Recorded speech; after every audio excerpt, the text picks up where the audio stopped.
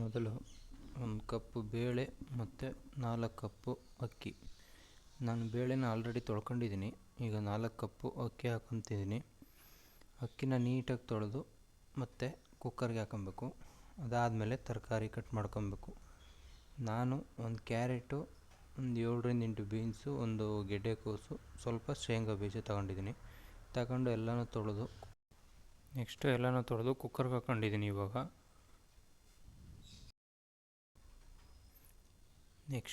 ಈಗ ಅದೇ ಕಪ್ಪಲ್ಲಿ 7ರಿಂದ 8 ಕಪ್ಪು ನೀರು ಹಾಕೊಬೇಕು. ನೀರು ಮತ್ತೆ ಬೇಕಾಗುತ್ತೆ ಲಾಸ್ಟಲ್ಲಿ, ಯಾಕಂದರೆ ನನಗೆ ಲಾಸ್ಟಲ್ಲಿ ನೀರು ಕಮ್ಮಿ ಆಯಿತು. ಹಾಗಾಗಿ ಒಂದು 2 ಕಪ್ ನೀರು ಜಾಸ್ತಿನೇ ಹಾಕ್ಕೊಂಡಿರಿ ನೀವು. ಅದಾದಮೇಲೆ ಸ್ವಲ್ಪ ಅರಶಿನ ಪುಡಿ ಮತ್ತು ಸ್ವಲ್ಪ ಎಣ್ಣೆ.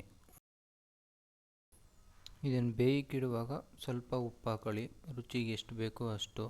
ಯಾಕಂದರೆ ನೆಕ್ಸ್ಟ್ ಮಸಾಲೆಗೂ ಸ್ವಲ್ಪ ಉಪ್ಪು ಹಾಕೊಂಡ್ರೆ 2 ಕರೆಕ್ಟಾಗುತ್ತೆ.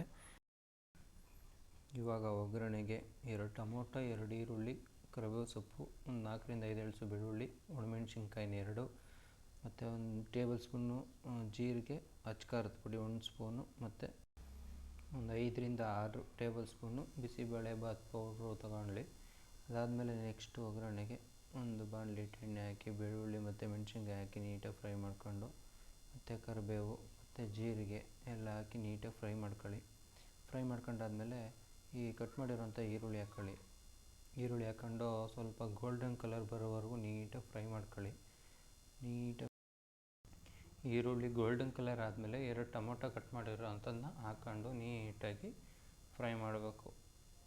ನೀಟಾಗಿ ಟೊಮೊಟೊ ಎಲ್ಲ ಬೇಗಂಟ ಫ್ರೈ ಮಾಡ್ಕೊಂಡಾದ್ಮೇಲೆ ಅದಕ್ಕೆ 4ರಿಂದ 5 ಟೇಬಲ್ ಸ್ಪೂನು ಬೇಳೆಬಾತ್ ಪೌಡ್ರ್ ಹಾಕ್ಕೊಂಡು, ಮತ್ತು ಅಚ್ಕಾರದ ಪುಡಿ, ಸ್ವಲ್ಪ ಬೆಲ್ಲ ಹಾಕಿ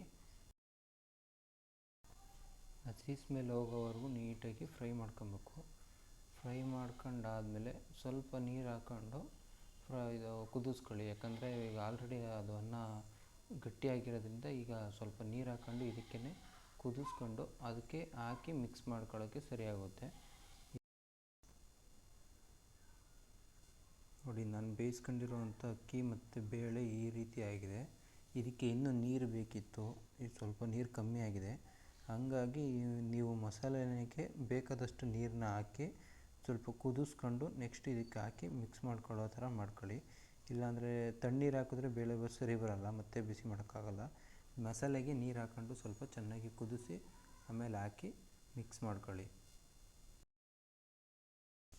ನಾನಿವಾಗ ಬೇಳೆಬಾತ್ಗೆ ಎಷ್ಟು ನೀರು ಬೇಕೋ ಅಷ್ಟನ್ನ ಮಸಾಲೆಗೆ ಹಾಕ್ಕೊಂಡು ಕುದಿಸಿ ನೆಕ್ಸ್ಟ್ ಅದಕ್ಕೆ ಮಿಕ್ಸ್ ಮಾಡ್ಕೊಳಕ್ಕೆ ಹಾಕ್ತಾಯಿದ್ದೀನಿ. ಇವಾಗ ಮಾಡ್ಕೊಂಡಿರೋ ಮಸಾಲೆ ಏನಿರುತ್ತಲ್ಲ ಅದನ್ನ ತೆಗೆದು ನಾವು ಬೇಯಿಸ್ಕೊಂಡಿರೋಂಥ ಅಕ್ಕಿ ಮತ್ತು ಬೇಳೆ ತರಕಾರಿಗೆ ಹಾಕಿ ನೀಟಾಗಿ ಮಿಕ್ಸ್ ಮಾಡ್ಕೊಬೇಕು. ಮಿಕ್ಸ್ ಮಾಡುವಾಗ ಸ್ವಲ್ಪ ನೀರು ಕಮ್ಮಿ ಅನಿಸಿದರೆ ಸ್ವಲ್ಪ ಬಿಸಿನೀರನ್ನೇ ಹಾಕ್ಕೊಳ್ಳಿ. ಇವಾಗ ನೋಡಿ, ನಾನು ಆಲ್ರೆಡಿ ಈಗೆಲ್ಲ ಮಿಕ್ಸ್ ಮಾಡಿ ಇಟ್ಟಿದ್ದೀನಿ ನೀಟಾಗಿ ಎಷ್ಟು ಚೆನ್ನಾಗಾಗಿದೆ ಅಂತ.